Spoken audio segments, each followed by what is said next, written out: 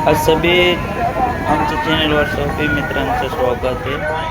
आज आम्ही MP वरून नगर हे महाराष्ट्र चाललेले आहे नगरला।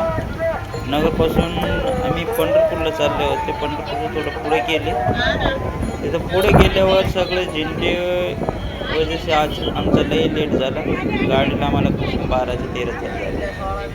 आता काय करू शकते, काहीच नाही करू शकते। आज पांडुरंगाची वेगळी यात्रा आहे। सगळं दिंडीवर एवढी गर्दी आहे की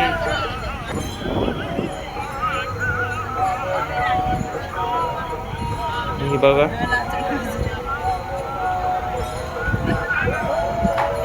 आम्हाला ST मध्ये कम से कम 12 ते 13 तास झाले।